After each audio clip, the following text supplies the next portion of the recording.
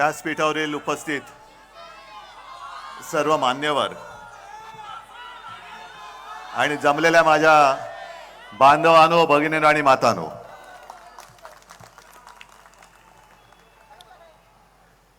बऱ्याच दिवसानंतर पालघरमध्ये आलोय, पालघर मतदारसंघात. आणि मला आश्चर्य वाटतं की जो विषय आपलं युती सरकार 95 साली होतं, मनोहर जोशी मुख्यमंत्री होते आणि त्यावेळेला शिवसेना प्रमुखांनी संपवून टाकला होता, तो पुन्हा जिवंत कोणी केला? आणि तो विषय तुम्हाला माहिती आहे, वाढवण बंदर. मला आठवतंय की त्या काळामध्ये वाढवण बंदराची चर्चा सुरू झाली. जनतेचा विरोध आहे, जनतेचा विरोध आहे. मला शिवसेना प्रमुखांनी सांगितलं की उद्धव तू स्वतः जा, तिथल्या लोकांना भेट आणि त्यांचं ऐकून घे, ते काय म्हणतायत. आणि त्यांच्या आदेशाप्रमाणे मी आलो होतो. कोणत्या विभागात होतो काय काही लोक सांगतील. आणि माझ्या लक्षात आलं की तरुण मुलं, त्याच्यानंतर माता भगिनी, सगळे वृद्ध, आम्हाला काही झालं तरी वाढवण बंदर नको, जीव गेला तरी चालेल, आणि जर करणार असाल तर आम्हाला गोळ्या घाला आणि आमच्या छाताळावरनं जाऊन मग वाढवण बंदर करा. एवढ्या तीव्र भावना त्यांनी माझ्याकडे व्यक्त केल्या होत्या. मी घरी गेलो आणि शिवसेना प्रमुखांना सांगितलं की अशा तिथल्या तीव्र भावना आहेत. शिवसेना प्रमुखांनी तात्काळ मनोहर जोशींना फोन लावला होता आणि त्यांना सांगितलं होतं की पंत, वाढवण बंदर रद्द. मग आता तेव्हा घेतलेला निर्णय, याला परत कोणी हवा भरली? आणि हवा भरली ती भरली. जनतेच्या विश्वासाला किंमत न देता तुम्ही जर का प्रकल्प राबवणार असाल तर माझं म्हणणं राबवूनच बघा, राबवूनच बघा. तुम्ही काय प्रकल्प राबवणार? जनतेचा बुलडोजर तुमच्या सरकारवरनं उद्या आम्ही फिरवणार आहोत. हा जनतेचा बुलडोजर आहे. जेव्हा तुम्ही तिकडे खुर्चीवरती बसता तेव्हा तुमच्याकडे सगळी मस्ती असते, मस्तीच. आता संजय आपण जे बोललात की यांच्या डोक्यात अहंकार गेलेला आहे. मी आजच पेपरमध्ये वाचलं, RSSचे जे सरसंघचालक आहेत मोहन भागवत, ते असं म्हणालेत की रावण विद्वान होता. अहो, रावण निदान विद्वान तरी होता, पण अहंकारामुळे त्याचा घात झाला. हे तर विद्वान पण नाहीयेत, नुसताच अहंकार आहे. उपयोग काय? म्हणजे रावणाचा वध हा प्रभू श्रीरामचंद्रांनी केला, पण तरी देखील रावण विद्वान होता असं मोहनजी भागवत म्हणतायत. पण तुम्ही जे बसवलेत तिकडे ते विद्वान पण नाहीयेत. बरं, वाढवण बंदर नक्की कोणासाठी करताय? काय विकास होणार आहे? कोणाचा विकास होणार आहे? इथे हे माझ्या समोर बसलेले आहेत, त्यांच्यापैकी किती जणांना रोजगार मिळणार आहे? आणि विकास जर का मोदीजी तुम्हाला वाटत असेल की आता निवडणुकीच्या तोंडावरती तुम्ही आलात, येतील आणि हात जोडून सांगतील, भाई और बहनों, मेरा और पालघर का बहुत पुराना रिश्ता है. हा, सांगू शकतात. कारण कुठून कुठून यांचे रिश्ते काढतील हे सांगता येत नाही. रिश्ते है ठीक है, लेकिन रिश्ता कौन निभाएगा? रिश्ता है तो रिश्ता निभाव. नुसतं मोदी परिवार म्हणून चालणार नाही. मोदीजी तुमच्या परिवारात तुम्ही आणि तुमची खुर्ची दोघच जण आहात, दुसरे परिवार कोणीच नाहीये. आणि आज हे सगळे इकडे जमलेले आहेत. मला एकदा जरा सगळ्यांनी सांगा, असं समजा ही जनसुनावणी आहे, मला सांगा किती जणांना वाढवण हवंय आणि किती जणांना नकोय? नकोय त्यांनी हात वर करा. अरे नाही, एवढा असा गुळमुळ त्यांनी नाही होणार, जरा जोरात बोला. जरा एकदा, एकच जिद्द, एकच जिद्द. जरा हात वर करा आणि प्रेसला सांगतो, ही घ्या जनसुनावणी आमची, ही घ्या, ही घ्या. आणि मी तुम्हाला वचन देतोय, तुम्हाला एक कट्टर लढवई कार्यकर्ती भारतीताई दिलेली आहे. उद्या ती लोकसभेत जाणार, तुमच्या आशीर्वादाने नक्की जाणार.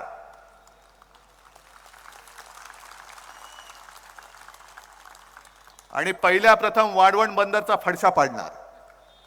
हे माझं वचन आहे तुम्हाला, हे वचन आहे. कारण यांना जो परिवार म्हणून म्हणतायत तो परिवार म्हणजे यांचे फक्त सुटाबुटातले मित्र आहेत. हे समजा धरून चाला, वाढवण बंदर झालं, कोणाच्या घशात जाईल? आता तुम्ही हळू बोलता, एवढं झालं तर दिल्लीपर्यंत आवाज जाणार कसा? जरा मोठ्याने बोला. कोणाचा मित्र आहे ना? मग विकास कोणाचा होणार? आणि मग माझ्या मच्छीमार लोकांचं काय होणार? तुम्ही हे सगळं बघितलेलं आहे. जेव्हा जनसुनावणी झाली तेव्हा किती फौजफाटा लागला होता ना.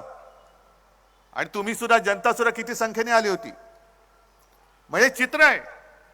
निवडणुकीच्या तोंडावरती एवढा फौजफाटा लावून जर काही जनसुनावणी घेण्याचा अट्टहास करत असतील, दुर्दैवाने जर काय परत आले, येऊ शकत नाहीत, पण दुर्दैवाने परत आले तर सांगता येत नाही, कदाचित रणगाड्या आणून सुद्धा इकडे वाढवण बंदर पूर्ण करायचा ते प्रयत्न करतील. आणि म्हणून आत्ताच ही वेळ आलेली आहे.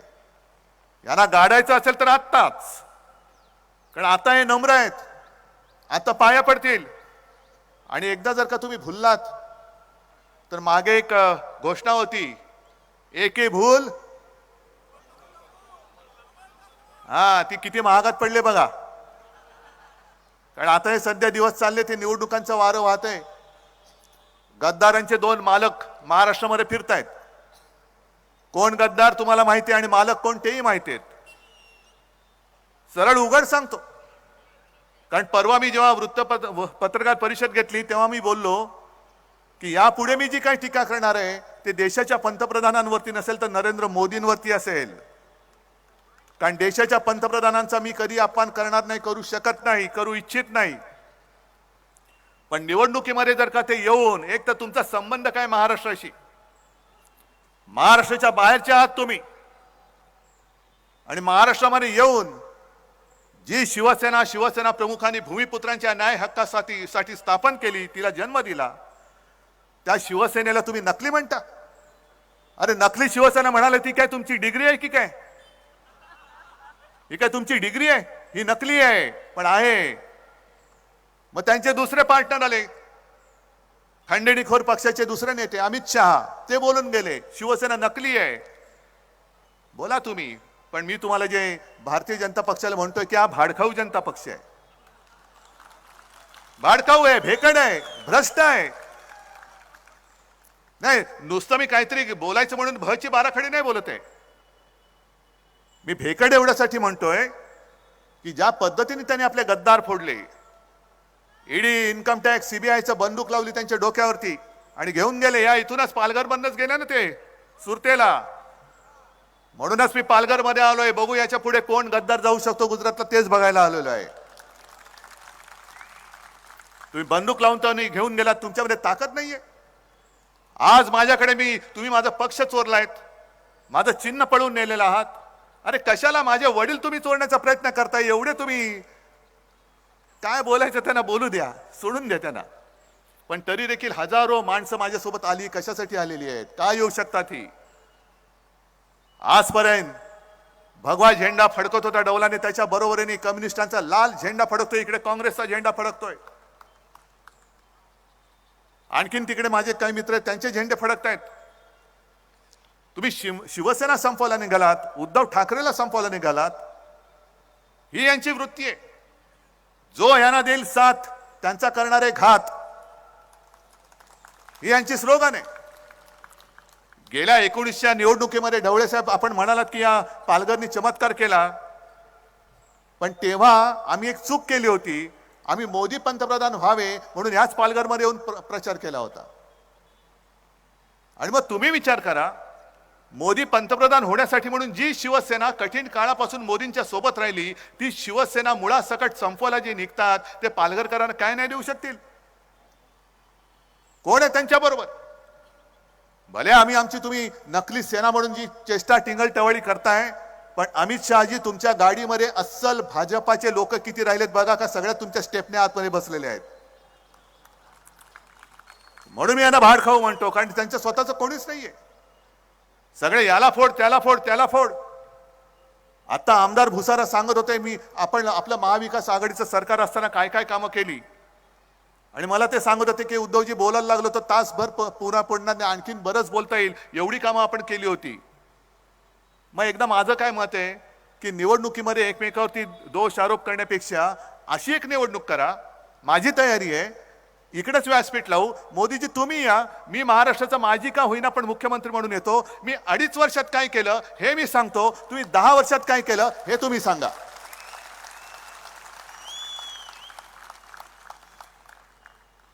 नुसतं आपली टीका करायची प्रत्येक भाषणामध्ये. अरे उद्धव ठाकरे जर का तुम्ही संपवला आहात तर मोदीजी तुम्ही विश्वगुरू आहात, संपूर्ण जगातले लोकप्रिय नेते आहात, पण तुम्हाला प्रत्येक सभेमध्ये उद्धव ठाकरेचा उद्धार केल्याशिवाय तुमचं भाषण पूर्ण का नाही होत?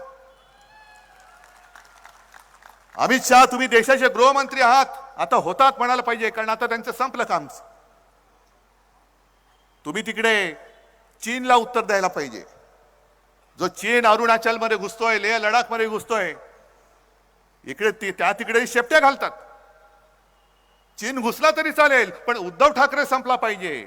संपवा. माझं आव्हान आहे, उद्धव ठाकरेला संपवून दाखवा. हे सगळे उद्धव ठाकरेचे प्रेमी माझ्या समोर बसलेले आहेत, महाराष्ट्रभर पसरलेले आहेत.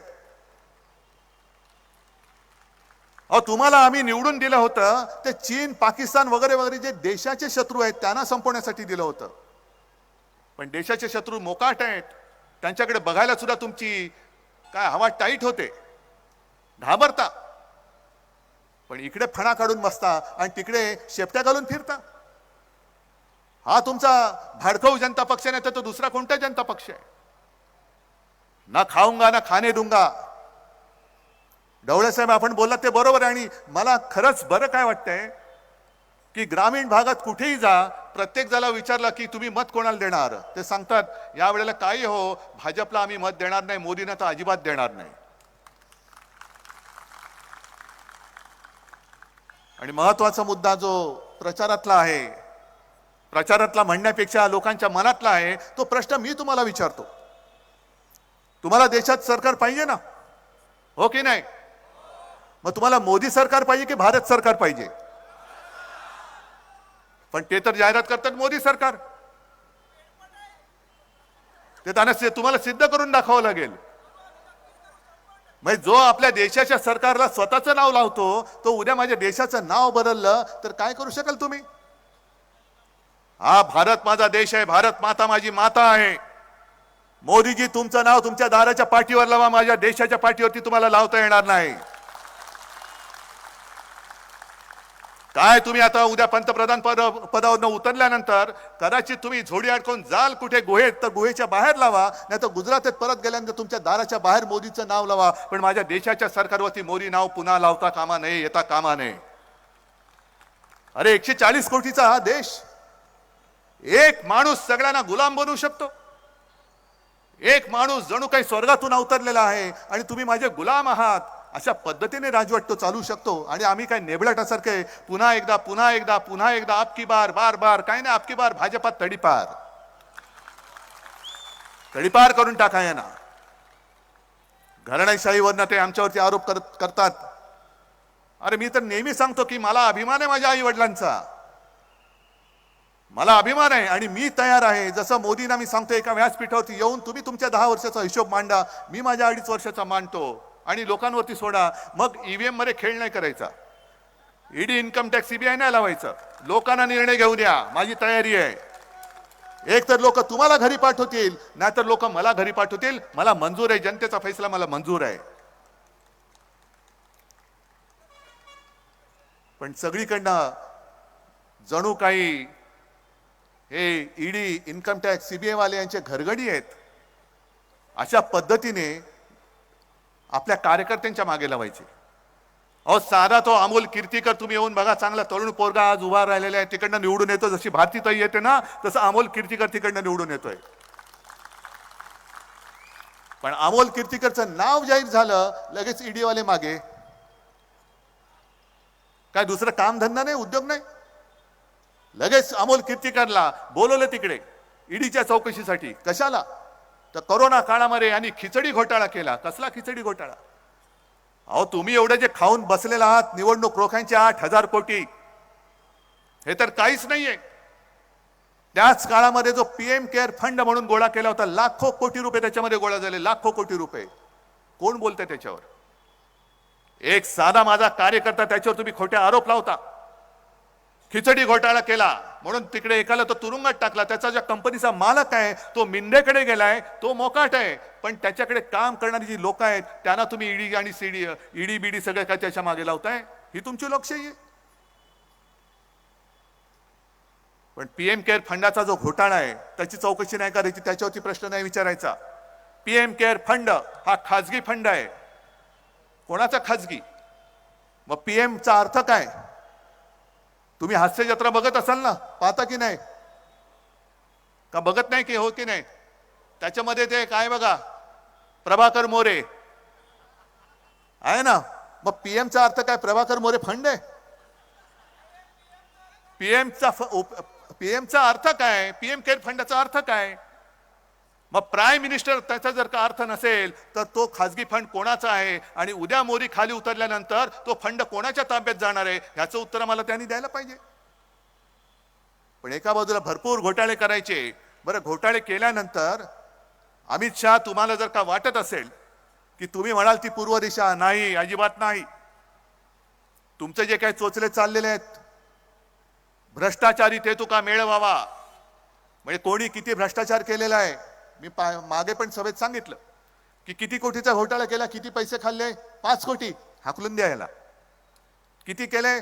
50 कोटी. थोडा बाजूला ठेवा, आपल्याला काहीतरी गद्दार विकत घ्यायला येतील, 50 खूक आहेत ना, बाजूला घ्या. मग 500 कोटी, अरे याला घ्या. 70,000 कोटी, अरे ये तुला उपमुख्यमंत्री करतो. म्हणजे ज्याचा घोटाळा मोठा तेवढा यांच्याकडे मान मोठा. कोणत्या तोंडाने तुमच्या तोंडाला लागले शेण आणि तुमचा आमचं तोंड हुंगाला तुम्ही येत आहे? पूर्ण नखशिकांत भ्रष्टाचाराने बरबटलेली पार्टी आहे. एक सुद्धा त्यांच्यामध्ये ओरिजिनल भाजपवाला आता शिल्लक राहिला असेल असेल तो या उपऱ्यांच्या सतरंजा उचलायला त्यांनी ठेवलेला आहे. सगळे उपरे येत आहेत. कोण आहे? मिंदे कुठून आले? शिवसेनेतून आले. दुसरे 70,000 कोटी वाले कुठून आले? पवार साहेबांकडनं आले. एक गोष्ट तुम्हाला आता नक्की कळली पाहिजे की जी भाजपच्या लक्षात आलेली आहे. जसं काही वर्षांपूर्वी अचानक आपले मोदीजी संध्याकाळी 8 वाजता टीव्हीवरती आले होते आणि त्यांनी घोषणा काय केली होती? आज रात्री 12 पासून सगळ्या ज्या नोटा आहेत त्या नुसत्या कागदाच्या तुकडे असतील, त्यांना काडीची किंमत राहणार नाही, मी नोटबंदी जाहीर करतो आहे. आता त्यांना लक्षात आलंय की महाराष्ट्रातल्या जनतेने नाणेबंदी केलेली आहे. या महाराष्ट्रामध्ये मोदींचं नाणं चालणार नाही. इकडे ठाकरे आणि पवारांचंच नाणं वाजणार, मोदींचं नाणं वाजू शकत नाही. आणि म्हणून ही सगळी फोडाफोड चाललेली आहे. शिवसेना फोड, राष्ट्रवादी फोड. अरे बरं, मला एक कळत नाही, आपल्यातनं जे काही मिंदे तिकडे गेले तेव्हा आता वर तोंड करून सांगतायत की उद्धव ठाकरेंनी बाळासाहेबांचे विचार सोडले म्हणून आम्ही तिकडे गेलो. मग अजित पवारांना विचारायचे, तुम्ही काय गेला? तो स्वतः शरद पवार हयात असताना शरद पवारांनी पवारांचे विचार सोडले म्हणून तुम्ही तिकडे गेलात. पवार साहेब आहेत ना, तुमच्यापेक्षा जास्त लोकप्रिय शरद पवार आहेत. आणि पवार साहेब, मी, काँग्रेस पूर्ण महाराष्ट्र पिंजून काढतोय. राज्याच्या कानाकोपऱ्यात गद्दारांविरुद्ध एक चीड निर्माण झालेली आहे. आणि बाळासाहेबांचे विचार कोण ऐकतंय? हे मिंदे जे काय कुंतात माईकवरती, हे बाळासाहेबांचे विचार नाही. अरे शिवसेनेचा दरारा काय आहे? एक फोन बाळासाहेबांचा गेल्यानंतर दिल्लीतले लोक कापायचे चळाचळा. आता दिल्लीतला फोन आला का मिंद्यांची दाढी कापते चळाचळा. हे शिवसेनेचे विचार. अरे संपवून टाकलं तुम्हाला कळलंच नाही. कधी तुमच्या पायाखालची बुडाखालची सतरंजी त्यांनी काढून घेतली. अजून पालघरचा उमेदवार जाहीर करू शकत नाहीयेत. मिंदे स्वतःच्या मुलाची उमेदवारी जाहीर करू शकत नाहीयेत. मी तर 21 उमेदवार जाहीर करून टाकले, लागले सुद्धा कामाला. या इकडनं लढवई एक भारतीताई, तुमच्यामधलीच एक महिला, सर्वसाधारण महिला, ही मी उद्या लोकसभेवरती तुमच्या आशीर्वादाने पाठवायला दिलेली आहे. इथे जे खासदार हे त्या मिंदेबरोबर आले आणि मिंदेबरोबर गेले. आधीच्या पोटनिवडणुकीमध्ये आपल्या विरुद्ध होते, नंतर हेच त्यांना घेऊन आले होते, साहेब हेच उमेदवार चांगले आहेत. का रे म्हटलं, आपल्याकडे कोण उमेदवार नाही. नाही नाही, हेच चांगले आहेत. मग दिले. मग ते आले, जर का त्यांना त्यांच्या पत्रिकेत योग असेल आणि पुन्हा उमेदवारी मिळाली, प्रचाराला आले, तर त्यांना पहिला प्रश्न विचारा की इतके वर्ष तुम्ही, म्हणजे ही गेली 5 वर्ष, त्याच्या आधीचे काही महिने लोकसभेमध्ये कधीतरी पालघर आणि वाढवण बंदरासाठी तोंड उघडलं होतं का लोकसभेत? हा पहिला त्यांना प्रश्न विचारा. मी नुसतं इकडे काय विध्वंस करायला आलेलं नाहीये. वाढवण बंदर तुम्हाला नाही म्हणून मी नुसतं नाही बोललो का मी जिंकलो नाही, एवढा मी नतद्रष्ट नाहीये. वाढवणला तर मी विरोध करतोयच, वाढवण होऊ देणार नाही तर वचन तुम्हाला देतोच आहे. पण मी मुख्यमंत्री असताना मी जव्हारला येऊन गेलो होतो, कारण पालघर जिल्हा हा एक खूप वैशिष्ट्यपूर्ण जिल्हा आहे. या पालघर जिल्ह्याला उत्तम समुद्र किनारा लाभलेला आहे, म्हणून तर बंदर इकडे आणण्याचा त्यांचा प्रयत्न आहे. याच पालघरमध्ये महालक्ष्मी आहे, जीवदानी आहे, वसईचा किल्ला आहे, अर्नाळा किल्ला आहे, शिरगावचा आहे, केळवे माहीमचा आहे, गंभीरगड आहे. आणि जव्हार सारखं एक उत्तम ठिकाण असं आहे की जिकडे आपण हिल स्टेशन बनवू शकतो. आणा ना काहीतरी असे प्रकल्प आणा, पर्यटन चांगलं वाढेल. माझे आदिवासी बांधव आहे, तिकडे आदिवासी समाज मोठा आहे, त्यांचं एक पारंपरिक आहे, सगळं त्यांची संस्कृती आहे, वारली कला आहे. काय नाही या पालघरमध्ये, पण जे आहे ते गाडून टाकायचं आणि जे दिसतंय विकास म्हणून फक्त मित्रांच्या खिशामध्ये तुम्ही पालघर घालणार असाल तर मित्रांचा खिसा फाडून आम्ही पालघर जिल्ह्याचा विकास करून दाखवू. आता उन्हाळा सुरू झालाय आणि एक नेहमी फोटो येतो पालघर मधला, पालघर जिल्ह्यातला, की विहिरीने तळ गाठलाय, चहू बाजूने गोल अशा माझ्या माता भगिनी आतमध्ये त्यांच्या बादल्या ठोकून बसल्यात, पण खाली दगड दिसतोय. येतो ना फोटो नेहमी. काय एवढे वर्ष झाले तरी पाणी टंचाईकडे, पाणी प्रश्न सोडवण्यासाठी आजपर्यंत जेवढे खासदार झाले त्यांनी का लक्ष दिलं नाही? पालघर जिल्हा तुम्ही वेगळा केलात, पण या पालघर जिल्ह्याचं जे काही वैशिष्ट्य आहे ते वैशिष्ट्य कायम ठेवून आमच्या या सगळ्या लोकांना इथल्या इथे रोजगार उपलब्ध होईल असे उद्योग इकडे का आणत नाहीत? अरे मी तर विचार करत होतो, ते सुद्धा आज तुम्हाला विचारून टाकतो. माझ्या मनामध्ये तर आजही आहे, तेव्हा सुद्धा होतं की पालघर जिल्ह्याचा विकास असा उत्तम झाला पाहिजे. पर्यटनासाठी उत्तम जिल्हा आहे. पालघरमध्ये मला वाढवण पोर्ट नको, पण पालघरमध्ये मला एअरपोर्ट आणायचा होता. मी आजच विचारतो, तुम्हाला एअरपोर्ट हवाय की नकोय? हो असेल तर वर करा हात, नसेल तर नाही करा. मग असे काहीतरी विषय आणा ना. सगळे चांगले उद्योगधंदे गुजरातला न्यायचे, गद्दार गुजरातला न्यायचे आणि इकडे वाढवण बंदर करायचं. तिकडे बारसूमध्ये रिफायनरी, नाणारची रिफायनरी मीच रद्द केली होती आणि बारसूची सुद्धा मी सांगितलं होतं तिथल्या जनतेचा विरोध असेल तर बारसूला सुद्धा रिफायनरी होणार नाही. मी तिकडे पण जाणार आहे, गेलो होतोच. पण सगळे विध्वंस करणारे उद्योग हे महाराष्ट्राच्या माथी मारायचे आणि चांगले उद्योग हे गुजरातला पळवायचे. मोदीजी, तुम्ही गुजरातचे पंतप्रधान नाही, तुम्ही देशाचे पंतप्रधान आहात. सगळ्यात चांगल्या गोष्टी आमचं गुजरातची काही वैध नाहीये. मी अनेकदा म्हटलं की गुजरात सुद्धा आमचं आहे. इथे सुद्धा काही गुजराती माता भगिनी बांधव आले असतील, या पालघरमध्ये राहतात, मुंबईत राहतात, महाराष्ट्रभर राहतात. त्या गुजराती समाजाशी आमचं वैर नाही. उद्या इंडिया आघाडीचं सरकार येणारच. होय, मी अभिमानाने आणि अगदी आत्मविश्वासाने सांगतोय, इंडिया आघाडीचं सरकार हे 300 पार करून येणार म्हणजे येणारच. हे आज राज्याचं नव्हे देशातलं चित्र सांगतंय. आणि इंडिया आघाडीचं सरकार आल्यानंतर गुजरातच्या हक्काचं जे असेल ते आम्ही देऊच, पण महाराष्ट्राच्या हक्काचं असेल ते आम्ही कोणाला ओरबाडायला देणार नाही. नाही म्हणजे नाहीच. मोदीजी, तुम्हाला सुद्धा देणार नाही. करा ना, संपूर्ण देश आहे तुमचा. होता, आता नाही. 10 वर्ष खूप झाली. 10 वर्ष संपूर्ण देशाने तुम्हाला संधी दिली. त्या संधीचं सोनं करायच्या ऐवजी तुम्ही माती करून टाकली. आता बस झालं. आता आमचं काय आहे ना ते आमचं आम्ही बघून घेऊ. आता आमच्या लक्षात आलेलं आहे, पूर्वी असं वाटत होतं की मजबूत देश पाहिजे असेल तर सरकार मजबूत पाहिजे. पण आता माझ्या लक्षात आले की जर का देश मजबूत पाहिजे असेल तर सरकार संमिश्र पाहिजे, मिलीजुली सरकार पाहिजे.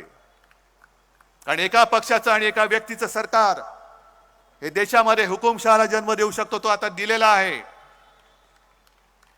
आणि त्याला आत्ताच जर का आपण गाडून टाकलं नाही आणि आपल्या सगळ्या इंडिया आघाडीचं संमिश्र सरकार या देशात आणलं नाही, तर मग आपल्या देशाला कोणी वाली नाही. ती भारत माता सुद्धा बोलेल, अरे काय रे तुम्ही माझ्या पोटी जन्मालात, माझं स्वातंत्र्य तुम्ही टिकू शकला नाहीत का, म्हणून तुम्ही मला माता म्हणता. आणि त्याच करता ही निवडणूक ही नुसती वाढवण बंदरासाठी नाहीये, ही पालघरच्या विकासासाठी आहे, राज्याच्या हितासाठी आहे आणि माझ्या देशाचं स्वातंत्र्य टिकवण्यासाठी ही निवडणूक आपल्याला जिंकावीच लागेल. आज भारतीताई सगळ्यांना माहिती आहे, भारतीताईचं चिन्ह काय? जरा जोरात पोचलंय गावागावात. आज तुम्ही सगळे आलायत, मी बोललोय वाढवण बद्दल, तुम्हाला पटलंय? वाढवणच्या संघर्ष समितीचे नेते कोण सगळे पटलंय मी काय बोललो? जाहीर सभेत बोललेलो आहे. आणि तुम्हाला सगळ्यांना माहिती आहे, मी एकदा बोलल्यानंतर पुन्हा मागे फिरत नाही. एकदा बोललो तर बोललो. तुम्ही आपलं सरकार आणा, वाढवण बंदराचा विषय त्यांच्या सरकारच्या कागदावर मी पुसून टाकल्याशिवाय राहणार नाही. आणि त्याच्यानंतर मात्र जे चांगले उद्योग आहेत, जे पर्यावरणाची हानी करणार नाहीत, जे माझ्या मच्छीमार समाजाच्या पोटावरती पाय देणार नाही. अरे साधी गोष्ट आहे, गेल्या 8-10 दिवसापूर्वी एका मच्छीमार नौकेला एका जहाजाने धडक दिली, नुकसान भरपाई मिळाली? काही नाही. कोण होते देव जाणे. मेले तर मेले नाही ना, मेले असतील तर पुरून टाका, नसतील तर घरी पाठवा. हे असं सरकार दळबद्री, हे असं निर्दयी सरकार आपलं नसेल, अजिबात नसेल. ज्या वेळेला तुम्ही आम्हाला मतं देता तेव्हा ते मतं नसतात, ते तुमचे आशीर्वाद असतात. ते तुमचे आशीर्वाद असतात. भाजपसाठी नुसती मतं असतील, पण माझ्यासाठी तुमचे आशीर्वाद आहेत आणि त्याला मी आशीर्वाद मानतो. म्हणून आणि म्हणूनच आज माझ्याकडनं पक्ष चिन्ह सगळं जरी काढलं तरी सुद्धा तुमचे आशीर्वाद हे आई जगदंबेच्या रूपाने माझ्या समोर उभे आहेत. आणि हे आशीर्वाद तुम्हाला सगळ्यांसाठी, जर का पालघरचं आणि तुमच्या भावी पिढ्यांचं कल्याण करायचं असेल, हित साधायचं असेल, आंबट गोड मैदान जरी असलं तरी आंबट भाजपला देऊन गोड तुम्हाला पाहिजे असेल, तर भारतीताईला प्रचंड बहुमताने तुम्हाला निवडून द्यावंच लागेल. आणि त्या भारतीताईची जी निशाणी आहे ती फक्त शिवसेनेची नाही, तर तुमच्यावरती होणाऱ्या अन्यायाला जाळून टाकणारी ती धगधगती मशाल आहे. ही मशाल ज्या वेळेला पालघरमध्ये पेटेल, त्यावेळेला पालघरवरती अन्याय करणारे सत्ताधारी असतील त्याच्यामध्ये जळून भस्म होतील. आणि मला खात्री आहे की हा चमत्कार 19 साली तुम्ही केलेला आहात, या वेळेला पुन्हा एकदा करून दाखवल्याशिवाय राहणार नाही. आणि तसा आत्मविश्वास बाळगून मी आपली रजा घेतो. जय हिंद, जय महाराष्ट्र.